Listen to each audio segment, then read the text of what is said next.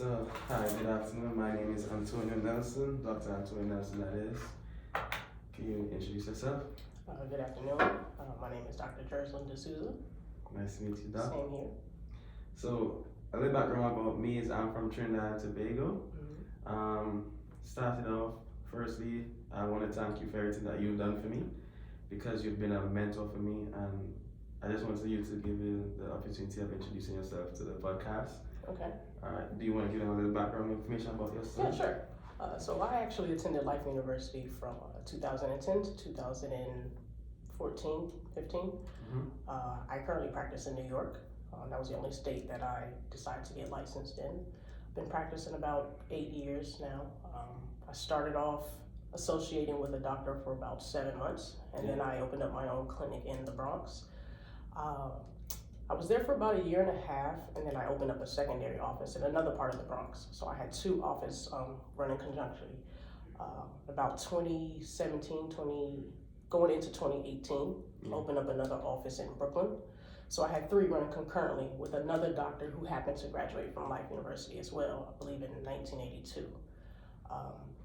So yeah, I am a native of Atlanta, Georgia as well. I know a lot of people ask me that, when I'm in New York, why did you come to New York? But New York was always a dream. Home Alone 2 is one of my favorite movies, and that was what took me to New York. Awesome. So I successfully ran 3 practices at the same time, but I do have a mixed practice. Got you.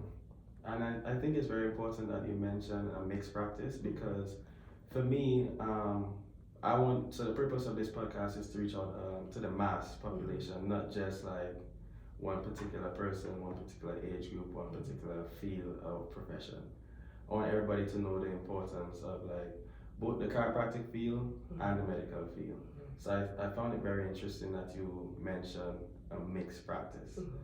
Because I know my views might be different from your views and somebody else might be different from ours. Correct. So I just wanted to touch on both of them for a bit, and I wanted to like highlight areas to why they're both important because we both went to Life University, so they always chiropractic profession, other chiropractic professions always try to tell you like it's either or, and it's always like a riff-raff between the medical doctors and then like chiropractors, but I don't necessarily think that's the same for everybody, and I think they're both crucially important. Absolutely. It just depends on like your scenario or situation. Absolutely. So what I want to do firstly is tell you what brought me to chiropractic and why I think chiropractic is important as well as the medical field. So I was a student athlete, and then like I got injured a lot. I kept going like to like but firstly, home we believe more in like, if I get hurt, my grandma would go in her garden and pick something and give it to you to drink.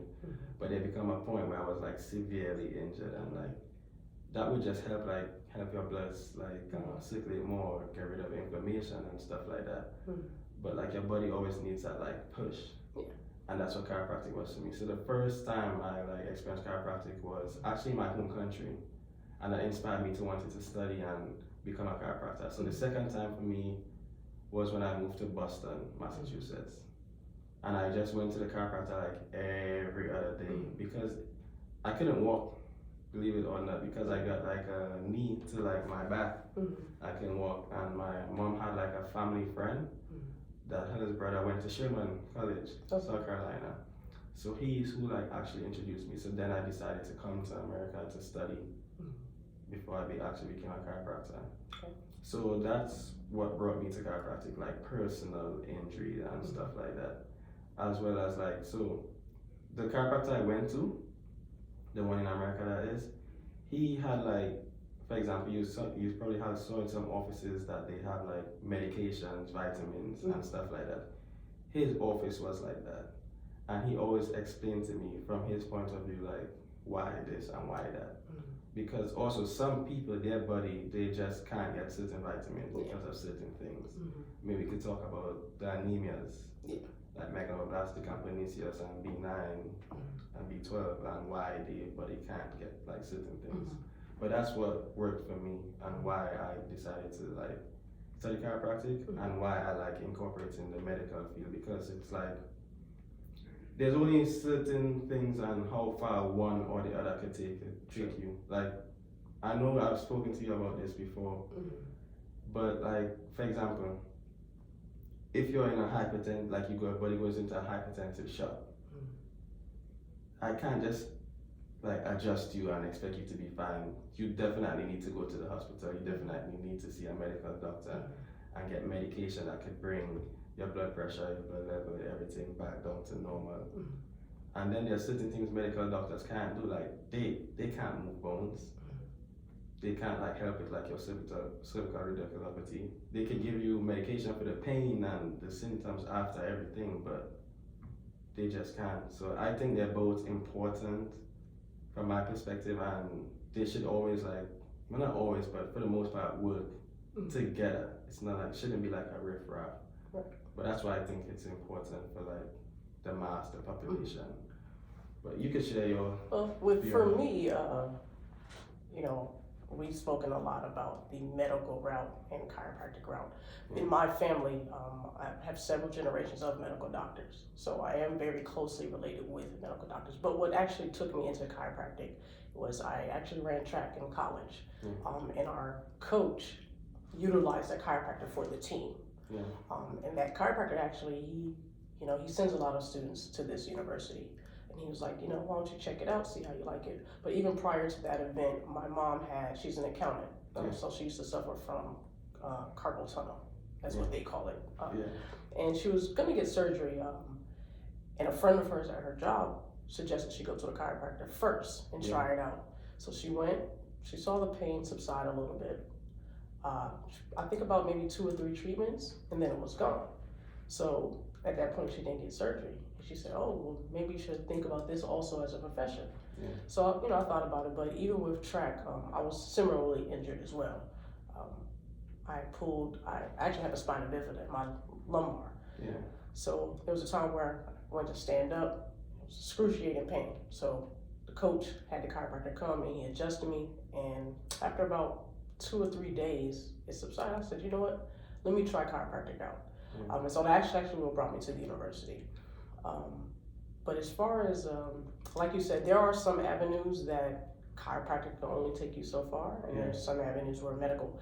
Now, I won't go as far as to say that a medical doctor cannot move bones, because they can. However, the way the medical field works is they go based with a certain protocol, and that's what they follow. So someone gives you sign, symptom, presentation, here's a medication, here's a treatment, here's your referral. That's what they go along. So I wouldn't, necessarily say they can't move on. That's just not the protocol that they use. Whereas our protocol is find a subluxation, we adjust, and we continue to monitor and co-manage. So I definitely heavily believe in co-management, because that's what I do in New York. I work with personal injury and workers' comp. So in that case, you do have to co-manage. There are some areas in which you will have to refer out to other providers. I know some people here at this university don't like to, but you are in a duty of care to your patient. That is the number one thing. So you do have to refer out for certain things. So I will say that. Now, as far as the vitamins, I'm not a big person on medication myself. I prefer fruits and vegetables, because there are a lot of essential things that you can get from your dietary basis. So I'm not one of those that has vitamins in my office. I don't do that. I mean, I don't knock anyone that does do that. That's just not something I'm a part of. But, And I'll say that's the same for me, because as I said to you, like, it didn't matter what happened to us growing up. My grandma would go out in her garden. And she'd pick something, she'd come back inside. Absolutely. Put it in hot water, what we say draw it. That's what we call it back home. We call it that too. And then you drink it after a while, and then it's like a miracle. Yeah, absolutely. As you know, my parents they're both not from this country as well. And especially in Nigeria, there's anything you can think of, there's something for it out back that you could pick. And we do make a similar, we call it agbo. It's a similar type of tea. And I mean, basically, I won't say it cures everything. However, you will feel a lot of relief from a lot of the things that you do come across. But so it's a similar culture. Not too far. Appreciate it. Not too far away. So like, I know like turmeric. People use that absolutely. For inflammation. Common thing. But I want to just share like orange peel, simple like just using orange peel. It's good for belly pain and gripe. A lot of people don't know that. Do you have any? We use actually, we make the gripe water with garlic. Garlic. Especially when you have a newborn, they have the hiccups. Soak the garlic in the water, put it in the fridge, so whenever they have the hiccup, you make them drink it. Gone. It's gone. We use African bitters, Yeah. sour sop. There's many things dietary things that that are out there. Soursop tea is a very, very, very good. Absolutely. Absolutely. It helps a lot. Yeah. Yes, sir. So I want to thank you. I don't know if you have anything else that you'd like to share. Well, I would like to ask a question. What would you like to see with the profession moving on as far as the medical side and chiropractic? Do you see that could there ever be a bridge between the two? On a mass scale, not just individual. I think firstly, people more likely look at the financial side of it. One profession probably wants to benefit more money. One profession feels like you've taken away from them. But I think for the best outcome of patients, I want to hope that we could come to a mutual agreement or mutualism in terms of taking care of a patient. That's my personal want, I should say, not belief, but that's how I see it, because there's only so far you could go either way. There's gonna be a block that somebody can't remove, but the other one could remove. So I want to believe there's a bridge where we could connect. I definitely, with my experience, there's definitely a bridge there. I work with a lot of medical professionals in New York. One in particular, he's an internal medicine doctor. He's from the Philippines, and me and him work a lot together. We worked 3 years together in a Brooklyn office. And we co-managed our patients. There was one patient who actually I found on film that she had breast cancer. And before I even did the initial examination, she was like, "Oh, can I ask you a question?" And she was describing the appearance of her left nipple. And I'm like, "It sounds like it could be this. Let me refer you to a buddy of mine." So referred him out, and when it came back, it was confirmed that she did have breast cancer. And so those are the simple things that I'm speaking about, because there are some doctors who wouldn't even go as far as to refer that person out. They're just going to adjust that person in that area and continue on. But it shouldn't be like that. We should always speak about diet, speak about mental health, physical. Everything goes together, as you know. But there definitely is a bridge, and I think if you're thinking about money, then you're in the wrong profession anyway. Because money should not be your driver or your focus of patient care. Your first focus should be patient care, and the money will come. If you're a great doctor, if you stand out, trust me, the patients will come. Because people talk, people like to refer. And with my clinic, 90% of my patient base is all referrals. I barely do any marketing. The patients do it for you. And that comes from good bedside manner. Listening to your patients is the number one thing. I found that a lot in New York, that one of the things that patients will always come back and tell me, well, you actually sit down and you listen. You're a therapist. Basically, because they'll come in there with pain, but sometimes that pain is from here.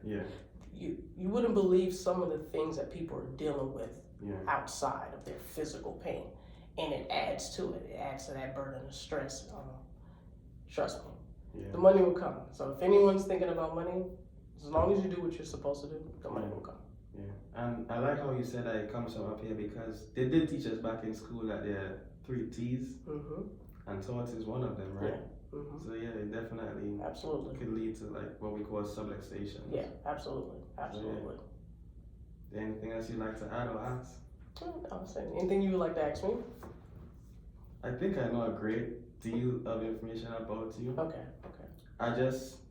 I want to thank you for everything you've done for me. Anytime. For real. Anytime. And I'm always gonna continue to reach out to you. I just ask that you'll answer. Oh yeah, always. Thank you. Yeah, no problem. Oh wow, we talked for 14 minutes.